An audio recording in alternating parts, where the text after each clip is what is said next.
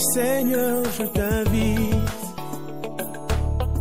pour écouter la parole éternelle, car c'est l'heure du choix.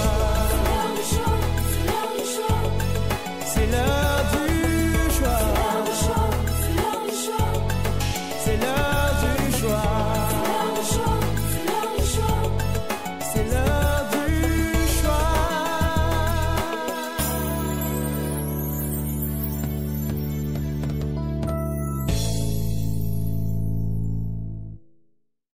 Nous prions et nous disons Amen. Amen. Amen. Est-ce qu'on peut très bien acclamer le Seigneur, le Dieu de grâce, le roi de gloire? Jésus-Christ est son nom. Alléluia. Gloire au Seigneur. Dieu est bon en tout temps. Lorsque les temps changent, Dieu reste bon. Amen. Notre Dieu est merveilleux, il est bon. Shalom, frères et sœurs. Que son nom soit béni. Nous sommes reconnaissants au Seigneur pour ses bontés renouvelées sur nous ce matin, pour ses compassions renouvelées sur nous ce matin. Diminuez-moi les retours, s'il vous plaît. Ça crie ici. Merci. Nous prenons nos Bibles. 1 Pierre 4. 1 Pierre 4, 10. Notre texte de l'année. Nous allons le proclamer ensemble. Ce texte, on les récite de mémoire. Comme des bons dispensateurs des diverses grâces de Dieu, que chacun de vous mette au service des autres le don qu'il a reçu. Amen. Bon appétit. Les DG. Oh, c'est toujours bien aimé, intéressant que de pouvoir rester sur un thème, rester sur un sujet et creuser encore, parce que le Seigneur veut nous apprendre cette année comment être des bons dispensateurs. Et nous sommes en train d'exercer, bien-aimés, les services auxquels le Seigneur nous attend ou nous appelle, parce que c'est l'année de la dispensation. Amen, amen. C'est l'année de la dispensation, c'est l'année des dispensations. Chacun d'entre nous devra être en mesure de se considérer dispensateur. Et ces paroles que nous recevons ne sont pas, bien-aimés, des paroles que nous jetons comme ça. Quelqu'un qui a l'Esprit de Dieu est en train de forger son caractère de dispensateur. Amen. Nous sommes donc dans notre 20e message sur le même thème, le grand thème des DG. Et nous continuons avec ce 5e message sur les sous-thèmes. Ce qu'on attend des DG, c'est qu'ils servent. C'est qu'ils servent. Donc, ce qu'on attend d'un DG, c'est qu'ils servent. Eux. Nous mettons ici les lettres pour éviter de faire 25. Donc, 20 E. Normalement, la communication chrétienne devait avoir tous ces codes et les mettre sur les messages. Lorsque nous donnons ces choses, nous ne donnons pas pour le plaisir de numéroter, mais ça leur facilite aussi dans la manière de retrouver les messages et de les classer. Amen. Et c'est plus facile pour quelqu'un de dire non, c'est le 5e message, les E, ou c'est les D. Amen. Dimanche passé, nous parlions des 3 hommes ici, 3 messieurs qui nous ont instruits. 3 messieurs qui nous ont donné des leçons. L'enthousiaste, qui était dans des émotions et qui a crié « Je vais te suivre partout où tu iras ». Nous avons tiré des leçons sur ces messieurs-là. Nous avons aussi tiré des leçons sur les préoccupés. Je suis en train de résumer et je mets des noms sur ces messieurs pour que quelqu'un puisse ne pas oublier. Les préoccupés, c'est celui qui avait des choses à faire avant de venir suivre Jésus, alors que Jésus l'a appelé. Toi, suis-moi. Suis-moi. Lui dit non, j'ai quelque chose à faire. Il est préoccupé à autre chose. Et le dernier, le troisième, c'est le distrait. Le distrait. Il a le désir d'avancer avec Jésus. Il veut bien toucher Jésus, bien suivre Jésus, mais il veut regarder en arrière. Regarder en arrière. Aller le distraire. Celui qui met la main à la charrue et regarde en arrière n'est pas propre au royaume. Le distrait risque d'être disqualifié. Il risque de se retrouver dehors parce que il s'est laissé distraire par autre chose que l'appel qui est devant lui, que le Seigneur qui est devant lui. Amen. Aujourd'hui donc, nous continuons à avoir de nouvelles leçons. Nous sommes dans Luc chapitre 17. Luc 17, nous lirons de 7 à 10. Qui de vous ayant un serviteur qui laboure ou paie les troupeaux, lui dira, quand il revient des champs, approche vite et mets-toi à table. Ne lui dira-t-il pas au contraire, prépare-moi à souper, ceins-toi et sers-moi, jusqu'à ce que j'aie mangé et bu. Après cela, toi, tu mangeras et boiras. Doit-il de la reconnaissance à ses serviteurs parce qu'il a fait ce qui lui était ordonné? Vous de même, quand vous avez fait tout ce qui vous a été ordonné, dites, nous sommes des serviteurs inutiles. Nous avons fait ce que nous devions faire.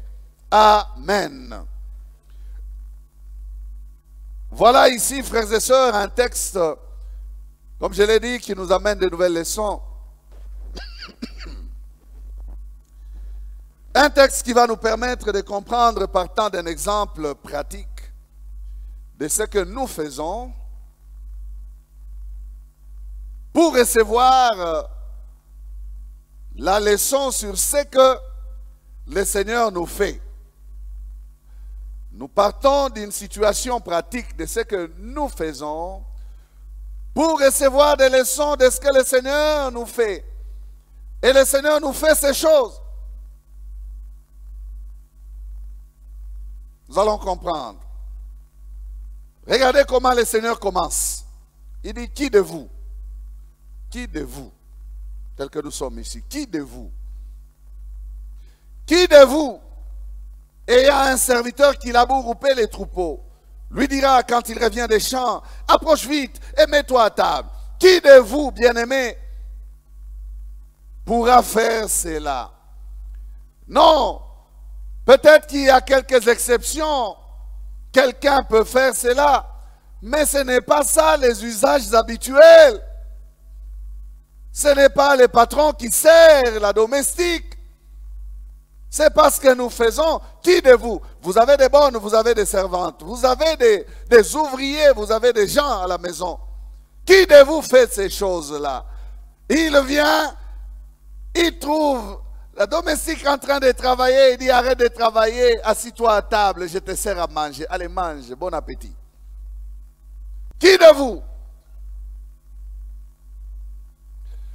Qui de vous fait cela? Y a-t-il quelqu'un qui agit de cette manière-là? Oh, lui ferait l'exception. Il parle de ce que nous ne pouvons pas faire à un serviteur pour nous dire qu'il ne le fait pas aussi pour nous. C'est que quelqu'un commence à comprendre. Qui de vous? Ce texte a été classé parmi des paraboles. Pourquoi? Parce qu'il fait recours à une réalité. Donc ce ne sont pas des choses imaginaires, des choses pratiques, de la vie pratique, des choses réelles que nous vivons, que nous expérimentons, mais qui contiennent des enseignements pour nous.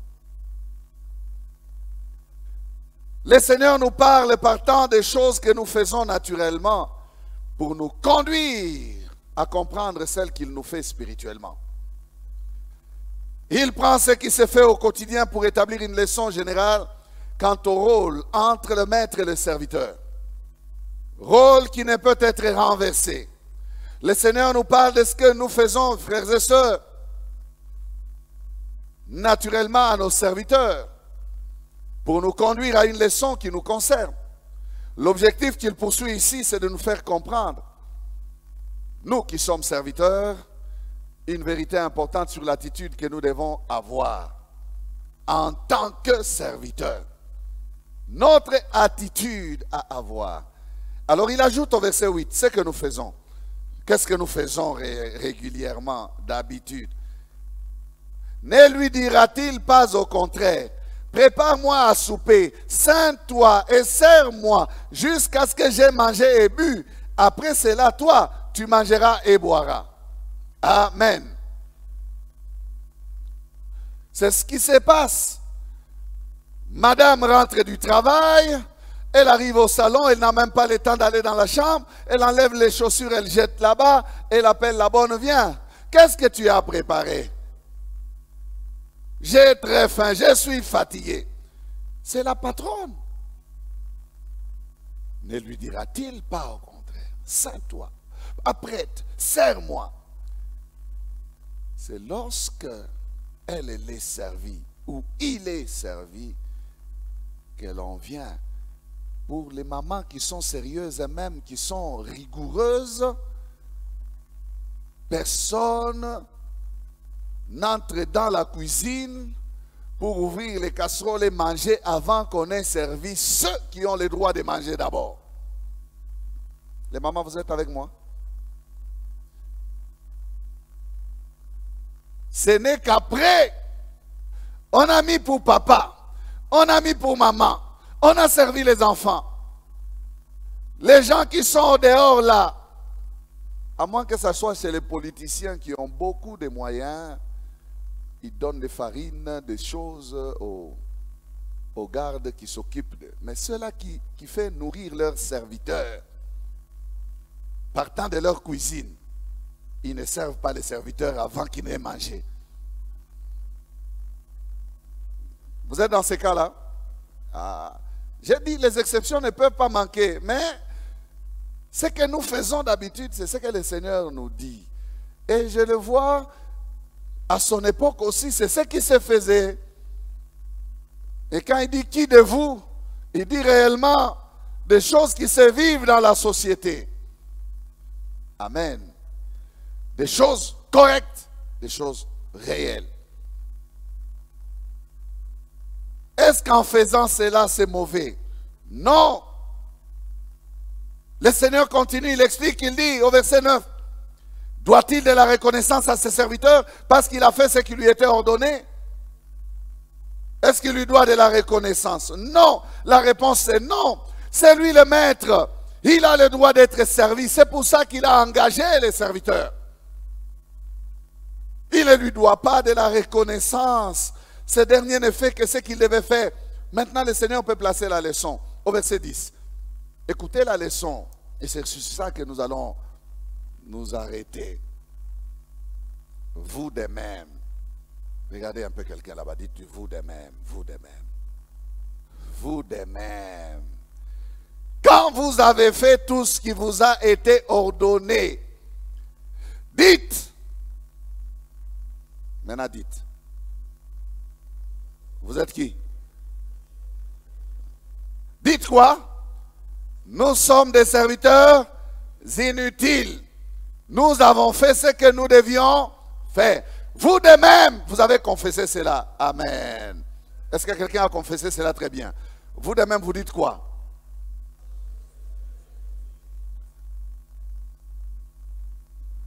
Oh. N'hésitez pas. Vous de même, vous dites quoi? Parce que nous avons fait ce que nous devions faire. Alléluia. Oh Jésus, il est sage, Jésus. Ce qui est important ce matin, c'est vous de même. Il veut arriver à nous, vous de même, serviteurs, vous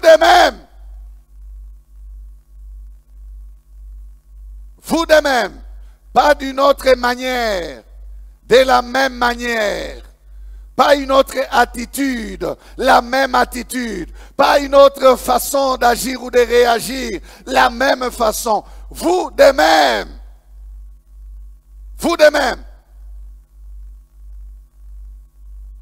Vous de même. Vous qui? Serviteurs. Vous qui? Mes serviteurs. Vous voulez faire autrement, pourquoi? Vous voulez dire autrement, pourquoi? Non, vous de même. Vous de même.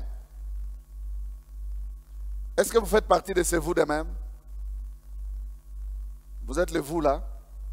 Moi je suis les vous en tout cas. Ça me concerne. Et cette leçon m'a frappé. C'est une leçon très forte. Si la leçon vous concerne, vous êtes aussi dans les vous de même. Le Seigneur te dit ce matin, il me dit à moi, vous de même, quand vous avez fait tout ce qui vous a été ordonné, dites, nous sommes des serviteurs inutiles. Nous avons fait ce que nous devions faire. Cette leçon, frères et sœurs, ne concerne pas les paresseux. Elle ne concerne pas ceux qui n'ont rien fait. Vous ne faites rien, ne dites pas cela. Vous n'avez pas droit à avoir cette attitude-là. Parce que vous êtes réellement inutile. L'inutile ici, c'est celui qui a fait quelque chose. Le Seigneur renverse les choses. Hein? L'inutile, ce n'est pas celui qui est réellement inutile, oisif, il n'a rien fait. Tu n'as rien fait, tu vas dire quoi? Tu n'as rien à dire. Oh, il y a des gens qui occupent la place inutilement. Des arbres improductifs qui ne produisent rien. Et des gens qui sont remplis de leur propre ego, qui se croient capables de faire beaucoup et qui passent leur temps à perturber ceux qui font quelque chose. Non, ceux-là, ce sont des serviteurs orgueilleux. Les serviteurs inutiles ont l'humilité de servir. Ce sont ceux-là qui, après avoir fait quelque chose au Seigneur, qui peuvent arriver à dire, est-ce que vous me suivez très bien? La leçon n'est pas une leçon d'avant-service. C'est une leçon d'après-service. C'est une leçon qui nous donne l'attitude que nous devons avoir après avoir servi. Pas avant avoir servi, non. Pas avant, c'est une leçon d'après. Quand vous avez fait ce qui vous a été ordonné, par qui? Par le Seigneur. Par ceux qui vous conduisent. Quand vous avez fait ce que vous devriez faire, après avoir servi, quand vous avez accompli sa volonté, quand vous avez peiné à cause de son nom, au moment où vous avez, frères et sœurs, le besoin d'être apprécié, approuvé, d'être reconnu, c'est à ce moment-là que le Seigneur vient casser les serviteurs. Il dit non. Ah Jésus. Est-ce que quelqu'un est en train de me comprendre très bien? Il dit, tu n'as pas le droit de le faire. Dites, nous sommes des serviteurs inutiles. Nous avons fait ce que nous devions faire.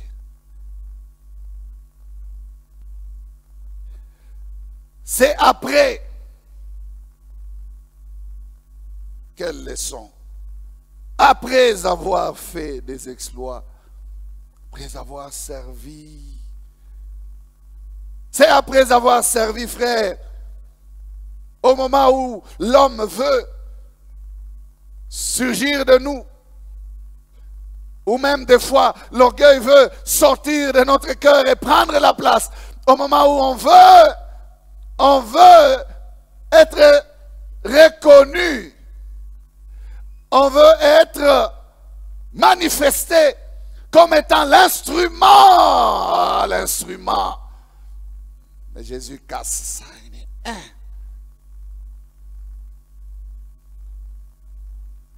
dit non, non. Pas comme cela.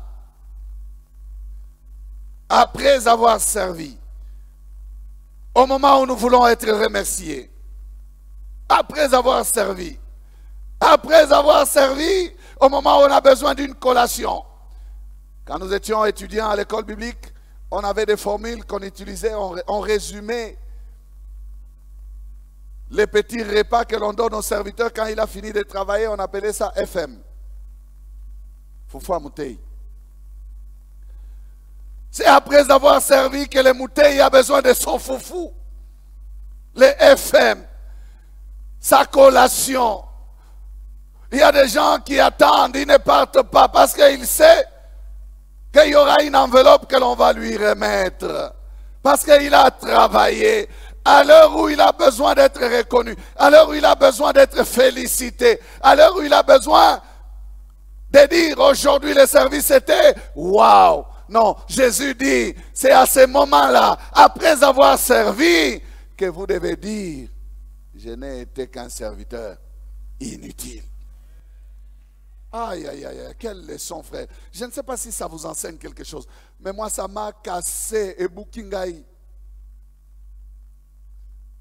Je méditais, je dis, mais Seigneur, toi aussi, tu fais toujours des choses à l'envers. C'est parce que nous avons l'habitude de faire. Nous, on a besoin d'être reconnus là, qu'on dit, oh, en tout cas aujourd'hui, pasteur, homme de Dieu, mon frère, ma soeur, c'était magnifique. Non, non, dites, nous sommes des serviteurs inutiles. Vous de même, quand vous avez fait tout ce que qui vous avait été ordonné, dites, nous sommes des serviteurs inutiles. Nous avons fait ce que nous devions faire. Nous sommes qui? Des serviteurs inutiles.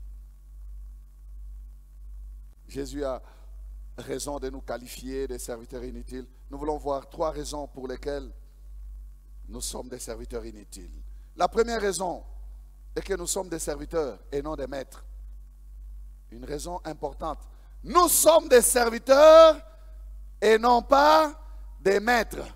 C'est lui le maître. Nous sommes des serviteurs. Le serviteur ne prendra jamais la place du maître. Matthieu 10, verset 24. Les disciples n'est pas plus que les maîtres, ni le serviteur plus que son Seigneur. Le serviteur n'est pas plus que son Seigneur. Les rôles ne pourront jamais être renversés. Le Seigneur reste Seigneur et nous restons serviteurs. Quel que soit, bien-aimé, la qualité de notre service lui rendu, nous serons toujours ses serviteurs. Jamais nous allons prendre la place des seigneurs. Oh, il y a beaucoup de personnes qui ne se considèrent plus serviteurs à cause de la gloire de Dieu manifestée par leur service. Ils veulent s'asseoir sur le trône du Seigneur. Ils veulent changer de nom. Ils veulent qu'on les loue, eux, et qu'on laisse Jésus de côté. Non, le serviteur ne prendra jamais la place du maître. Le maître est à sa place, le serviteur est à sa place. La position des serviteurs n'appelle sur celui-ci aucun honneur. C'est un esclave. Un esclave. Il dépend de son maître. Il vit pour son maître. Il appartient à son maître. Au temps de la Bible, en ces temps-là, le maître du serviteur a le droit de vie et de mort sur son serviteur. Parce que la plupart des serviteurs étaient des esclaves. Et curieusement, quand Paul se présente, Paul ne s'appelle pas simple serviteur. Il a ajouté à sa qualité de serviteur le nom d'esclave. Paul était serviteur esclave de Jésus-Christ. C'est comparant aux esclaves qui appartenaient totalement à leur maître. Et l'enseignement du rachat, frère, le rachat que Jésus a fait pour nous acquérir, nous place dans cette position de dépendance d'esclave. Il a payé le prix pour que nous quittions l'ancien maître qui est le diable et que nous puissions lui appartenir à lui totalement, corps, âme et esprit. Est-ce que je parle à quelqu'un? Notre vie n'est pas notre vie, c'est la vie de Jésus. Et c'est lui, l'apôtre Paul, qui nous enseigne par son propre témoignage en disant, si je vis, ce n'est plus moi qui vis, c'est Christ qui vit en moi. Je suis mort parce que je ne pouvais pas vivre par moi-même. Le péché m'a condamné à la mort. Si je suis encore en train de vivre aujourd'hui, c'est cette grâce que Jésus-Christ m'a faite pour me retirer de la mort du péché et m'amener à la vie. Je vis pour lui. Nous ne sommes pas des maîtres, nous sommes des serviteurs. Quel droit l'esclave peut-il réclamer? Quel droit? Quel droit l'esclave a-t-il pour parler? Le fait qu'il soit en vie, c'est déjà suffisant pour lui. C'est déjà suffisant. Il vit pour servir le maître. Sa vie est son seul butin. Il vit par grâce. Dans cette position, donc, ce n'est pas le maître qui lui doit reconnaissance. C'est lui qui doit reconnaissance au maître. Il est un serviteur inutile parce qu'il a trouvé grâce aux yeux du maître pour être choisi à les servir. S'il peut servir, ce n'est que par grâce qu'il sert. Pourquoi? Le maître pouvait le renvoyer. Le maître peut choisir un autre à sa place. Le maître peut ne pas apprécier son service. Le maître peut les vendre. Je suis dans le contexte d'alors. Le maître peut les vendre ou les prêter à son voisin. Dit, tu quittes ma présence, tu vas servir dans telle concession. Mais si le maître nous garde là, et il nous permet de les servir là, frères et sœurs, une grâce tout simplement. Une grâce. Une grâce. Je n'ai rien fait pour que je sois serviteur dans les champs du maître. Le maître a jeté son dévolu sur moi. Il m'a choisi. Si servir est une grâce pour le serviteur, c'est que le serviteur ne mérite rien. Il ne mérite ni félicitations ni bravo. Il a fait ce qu'il devait faire. C'est pourquoi Paul peut corriger l'attitude de ceux qui, de Corinthe, commençaient à se vanter en brandissant son nom et le nom d'Apollos. Moi je suis de Paul, moi je suis d'Apollos. Il a dit, est-ce que Paul est mort pour vous? Est-ce que c'est au nom de Paul que vous avez été baptisés? Qui est Paul? Qui est Apollos? Et il y a des gens comme ça qui veulent que ce soit leur nom. Tu n'es qu'un simple serviteur. Qui est Paul? Qui est Apollos? 1 Corinthiens 3, 6 à 7. J'ai planté, Apollos a arrosé, mais Dieu a fait croître. En sorte que ce n'est pas celui qui plante qui est quelque chose, ni celui qui arrose, mais Dieu qui fait croître. Entendez très bien le mot, le terme utilisé par Paul. Ce n'est pas celui qui plante ou qui arrose qui est quelque chose. Tu n'es rien, donc tu n'es qu'un serviteur inutile. C'est Dieu qui fait croître, qui est quelque chose.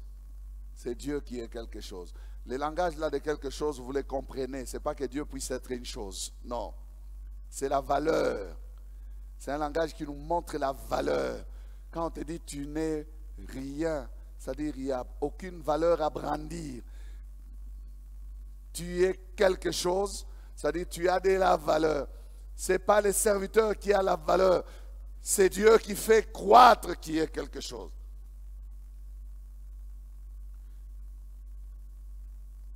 S'il n'est pas quelque chose, Paul, si Apollos n'est pas quelque chose, ça veut dire qu'il est qui? Serviteur inutile. Dieu qui fait croître, c'est lui qui mérite toute la gloire. Pas le serviteur, mais Dieu. Cette attitude est une attitude d'après-service, comme je l'ai dit. C'est donc une attitude d'humilité. Ce n'est pas une attitude pour celui qui n'a rien fait. Je l'ai déjà dit aussi. C'est une attitude qui est attachée au cœur des serviteurs. Elle doit être liée, bien-aimée, à notre cœur. Nous devons servir avec cette pensée-là. Notre cœur doit être rempli de cette pensée-là. Pour qu'après avoir servi, nous ne puissions pas être enflés d'orgueil.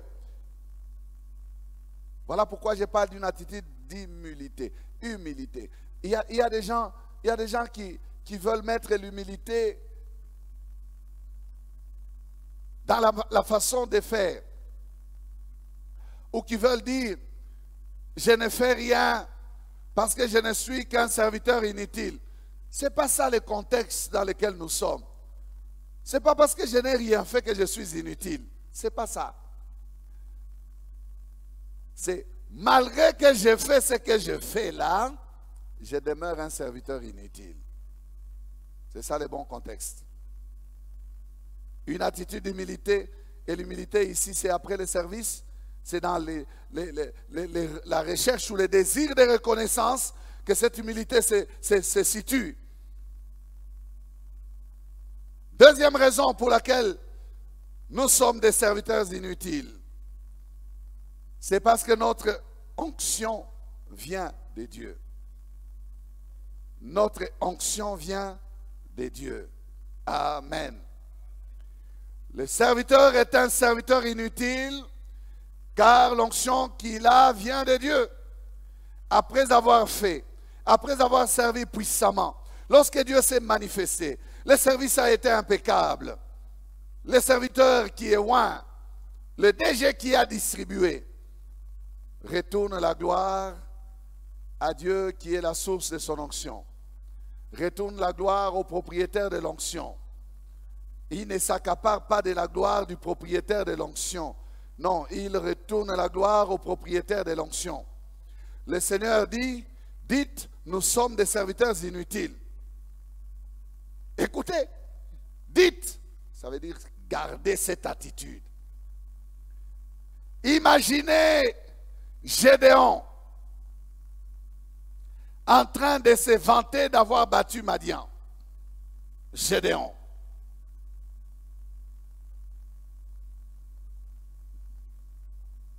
En train de vouloir devenir orgueilleux parce qu'il a battu Madian.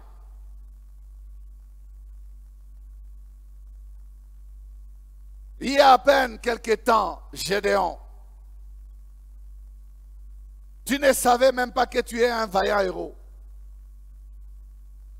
Il y a à peine quelques temps, Gédéon, tu battais les froment en te cachant à un endroit où il ne fallait pas battre les froment, au pressoir.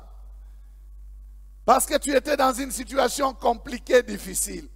Qui est venu te sortir de là pour que tu battes Madian? C'est l'Éternel. Il n'y a pas longtemps, Gédéon, tu n'étais qu'un zéro. Mais Dieu a enlevé les aides pour faire de toi un héros. Ouais, c'est inutile, hein?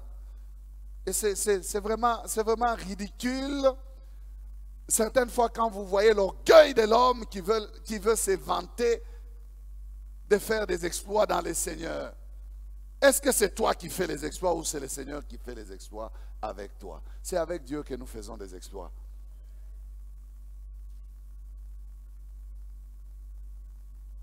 Gédéon ne peut pas se vanter. Un zéro que Dieu a transformé en héros ne peut se glorifier. Non. Il ne peut pas oublier comment Madian les a écrasés. En fait, un homme comme Gédéon, c'est un homme qui peut que vivre l'étonnement. Parce qu'en fait, les combats même, ce n'est pas lui qui les combat. Même quand il va au combat, il prend la torche, il prend la cruche, il met les torches dans les cruches, il brise la cruche. Il n'a jamais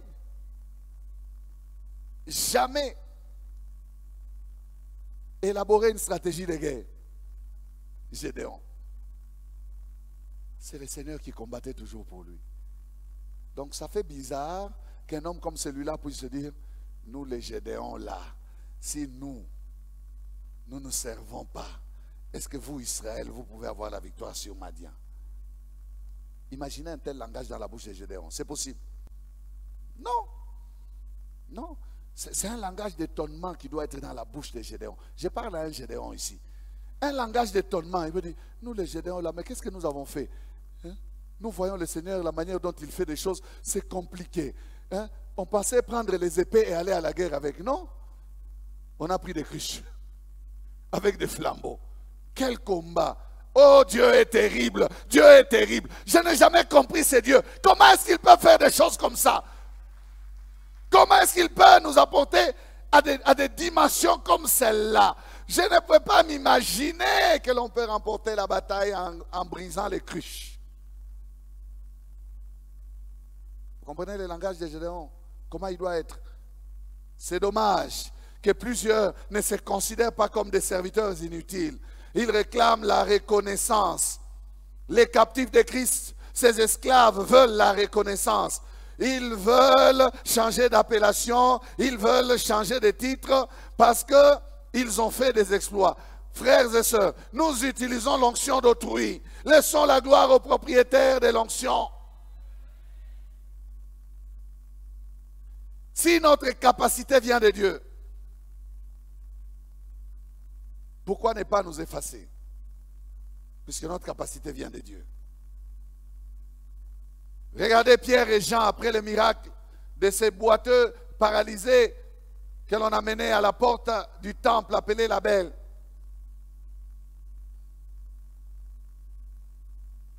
Toute la foule qui a accouru là avait les regards fixés sur Pierre et Jean. Quelque chose a bougé dans le cœur de Pierre. Acte 3, verset 12.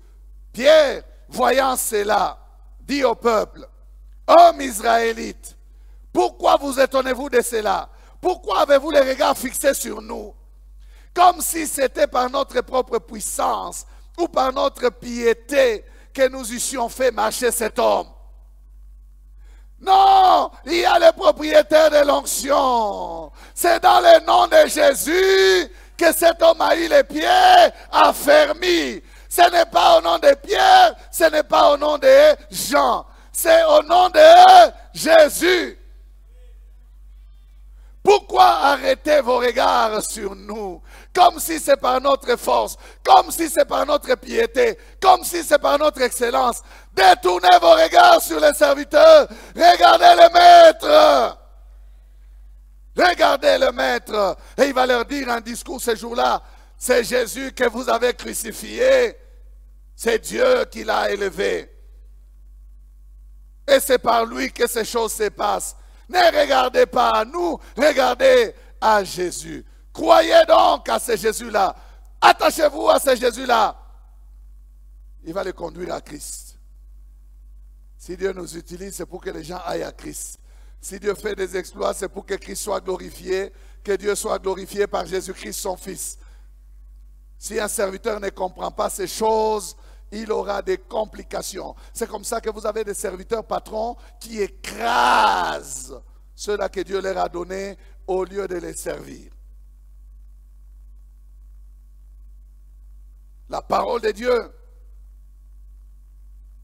recommande aux serviteurs de ne pas dominer sur les troupeaux qui leur est échu, mais de les paître avec dévouement, avec des intéressements. C'est Pierre qui parle de ces choses.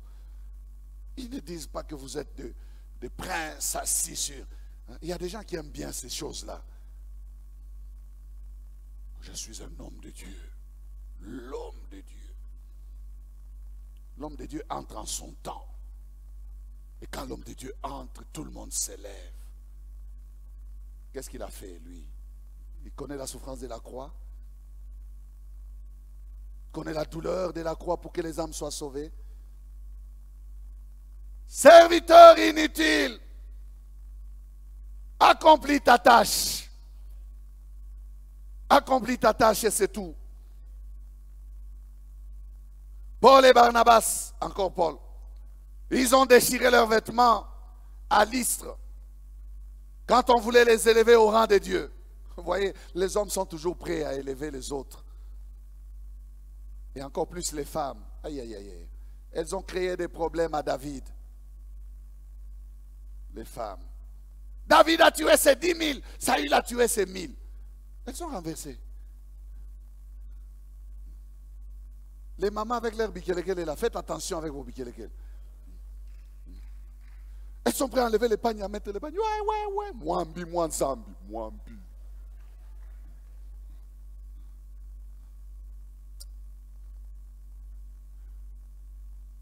Paul et Barnabas ont déchiré les vêtements. On voulait les porter en triomphe. Ils ont été nommés Jupiter et Mercure. Ils ont déchiré les vêtements, ils ont refusé. Ils ont dit à ces gens-là, nous aussi, nous sommes des hommes comme vous. C'est Dieu qui vous a visité, ce n'est pas nous. Frère, est-ce que nous lisons bien la parole de Dieu? Mais vous avez des gens qui sont là, ils tremblent. Vous avez des hommes de Dieu, pour lui parler, vous devez vous agenouiller. Alors que Pierre a relevé Corneille qui se mettait à genoux devant lui. Pierre, il a dit, Corneille, lève-toi, je ne suis qu'un homme. Je ne suis que qui? Un homme. Non, à genoux. Même vous qui recevez la dot de vos filles, ne mettez pas vos filles à genoux. Oh non, c'est comme ça. Fukama, papa nayo. Nan. On ne se met à genoux que devant Dieu. Que devant Dieu. Vous avez des chrétiens, mais qui ne comprennent pas les choses spirituelles. Ils se laissent entraîner. Fukama. Il est tout content la dot de ma fille. Le cœur doit trembler. À genoux devant moi, pourquoi? Corneille ne s'est pas mis à genoux pour qu'on prie pour lui, non.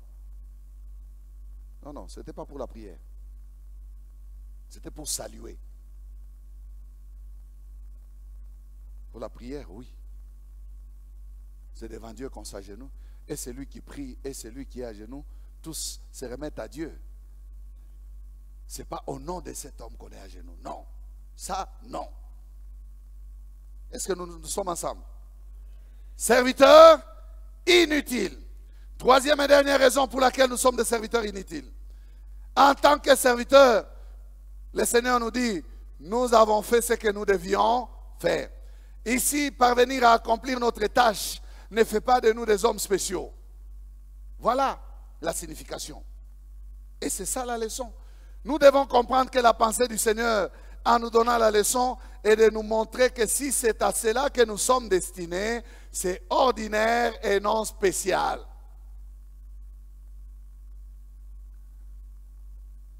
C'est après avoir fait ce que nous devions faire que nous devons dire nous sommes des serviteurs inutiles.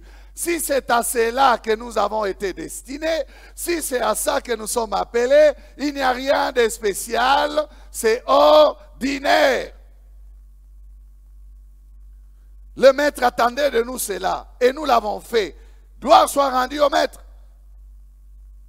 Il attend de nous un service. Nous sommes ses serviteurs. Si nous le faisons, il n'y a rien de spécial.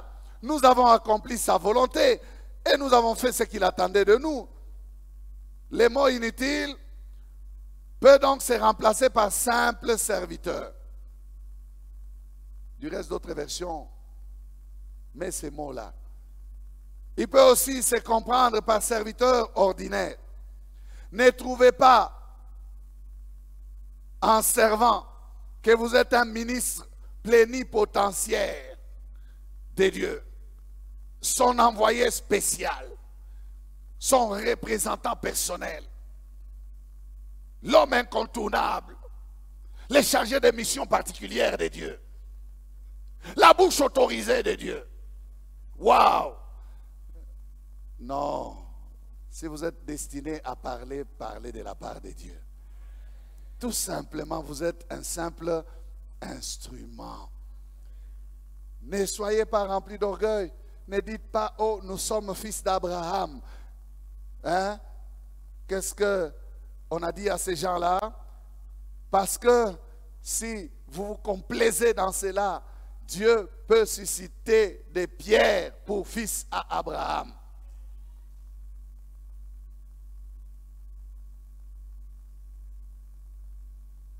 Ne mettez pas votre nom sur certains de vos actes. Restez un simple serviteur. Effaçons-nous, frères et sœurs. Voilà la leçon du jour. Effaçons-nous pour refuser certaines reconnaissances des hommes. Déchirons nos cœurs et non nos vêtements lorsque les hommes veulent nous glorifier, nous mettre à la place de celui qui nous a utilisés. Ce n'est pas un problème si nos noms ne sont pas reconnus. Ce n'est pas un problème si les gens ne prononcent pas nos noms, s'ils nous ignorent, malgré tout le travail que nous faisons. Non, nos noms sont inscrits aux cieux. Nous devons nous réjouir parce que nos noms sont connus par Dieu. Même si les hommes nous ignorent, on n'a pas besoin de s'arrêter pour dire, tu ne me connais pas? Est-ce que tu ne m'entends pas à la radio? Toi, tu ne me connais pas. Non, non frère, non frère. De plus en plus, je vois des gens qui sont surpris. Il suffit que je parle seulement. Oh. C'est pasteur Lamani. Hein? Je reconnais votre voix. Je vous suis à la radio. Merci. Serviteur inutile.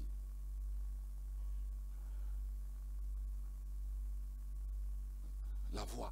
Il a reconnu la voix. Est-ce que tu reconnais les messages?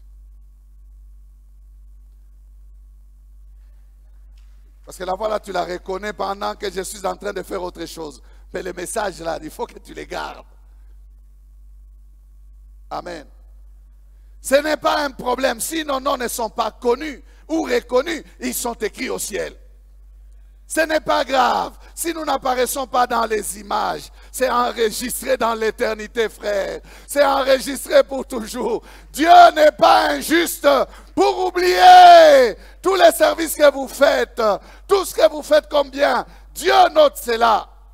Il y aura un jour où vous serez récompensés. Ne faites pas de problème à ceux qui ne vous reconnaissent pas. Vous n'avez pas besoin de reconnaissance, vous êtes serviteurs inutiles. Et à nous, les choristes là, même quand nous chantons comment, personne ne nous voit, ne nous reconnaît. Serviteurs inutiles. Vous faites votre part. Ah non, nous sommes au service d'accueil, nous avons des prix. Inutile. Oh, moi je donne. Est-ce que le pasteur le sait? Inutile. Serviteur inutile. Si tu l'as fait, parce que c'est ça ce que tu devais faire, tu es un serviteur inutile. Amen. Ma joie sera laquelle? Ma joie, c'est donc celle de lui plaire. Ma joie est celle de fonctionner au meilleur de mon rendement, de jouer pleinement mon rôle de serviteur. Accomplir la volonté de mon maître me suffit. Le maître est satisfait, c'est lui qui doit recevoir les sincères félicitations, la gloire, les remerciements. Même lorsque ça peut passer par moi, je dois les prendre et les lui jeter. Amen. Vous de même, dites, nous sommes des serviteurs inutiles. Nous baissons la tête.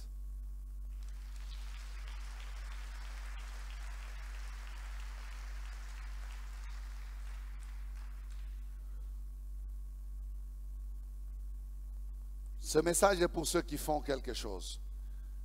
Si tu ne fais rien, le Seigneur te demande à devenir aussi un serviteur. J'aimerais faire un appel ce matin à quelqu'un qui ne fait rien, qui veut bien faire quelque chose pour le Seigneur. Tu es sauvé, tu es dans son temple, tu voudrais bien te mettre debout aussi et servir. Lève-toi là où tu es. Je vais ajouter aussi à cet appel l'attitude. Peut-être que tu sais, tu as été découragé parce que on ne t'a pas assez encouragé ou remarqué. Tu te lèves aussi. Tu as compris que tu étais un serviteur inutile. rentre à ton poste, reprends les services. Les hommes t'ont déçu parce qu'ils ne t'ont pas apprécié, ils ne t'ont pas aligné. Mais tu ne servais pas des hommes, tu es serviteur du Seigneur. Rentre à ton poste et sers ton Dieu. Merci pour ceux qui s'élèvent. Notre Dieu, nous te recommandons ces peuples. Ils sont nombreux qui ont besoin de te servir et qui vont revenir à toi pour te servir. Et c'est considéré, Seigneur oh Dieu, comme des instruments ordinaires, non pas extraordinaires, des simples ouvriers de ta moisson, parce que tu as besoin d'ouvriers, tu as dit la moisson est grande, et il y a peu d'ouvriers, Seigneur, qui reviennent servir avec de bonnes dispositions de cœur et d'esprit. Tu les bénis, tu mets ta main sur leur vie, et tu te glorifies dans ces vies. Merci Seigneur. Nous voulons nous lever, nous tous. Chacun va dire au Seigneur, je suis un serviteur inutile. Parce qu'à nous, il a parlé ce matin. Il dit, vous de même, vous de même. Est-ce que vous êtes de vous de même? Dites, nous sommes des serviteurs inutiles. Comme un simple homme, comme un seul homme, je voulais dire. Nous confessons cela. Prions. Vous de même, dites, nous sommes des serviteurs inutiles. Parce que nous avons fait ce que nous devions faire. Apprends-nous à faire ce que nous devons faire. Apprends-nous à faire ta volonté. Bien-aimés, nous vous remercions d'avoir suivi ce message et nous prions pour que la grâce du Seigneur continue à agir dans votre cœur et que le message puisse apporter des fruits pour lesquels Dieu l'a envoyé chez vous. Nous voulons juste vous encourager à vous qui n'avez pas encore donné votre vie à Christ, à faire cette prière avec nous maintenant et à faire cette prière avec un cœur ouvert et une décision venant de votre cœur. Vous pouvez juste prier avec nous maintenant en répétant ces paroles après moi et en disant ceci. Seigneur Jésus, je t'ouvre mon cœur, je te donne ma vie. Sois mon Seigneur et mon Sauveur. Pardonne mes péchés, Seigneur. Inscris mon nom dans ton livre de vie. Je m'abandonne à toi. Que le Saint-Esprit m'aide à te suivre et à te servir. Merci pour la nouveauté de vie et merci pour, Seigneur, au Dieu de gloire, l'obéissance à ta parole que tu crées en moi. Parce que c'est toi qui crées le vouloir et le faire selon ton bon plaisir. Je te dis merci. Amen. Que Dieu vous bénisse parce que vous avez pris la décision de devenir chrétien et de vous engager à suivre Jésus et à les servir. Vous pouvez nous contacter au numéro qui apparaît à l'écran et nous serons toujours disposés à répondre à vos questions, à vos préoccupations. Nous sommes là pour vous servir et nous serons aussi heureux d'avoir un temps de prière avec vous dans nos installations 6 avenue Kasavubu, Sandoa, à l'église La Parole Éternelle ici à Lumbashi. Que Dieu vous bénisse, que sa grâce et sa paix soient dans vos maisons. Au revoir, nous vous aimons.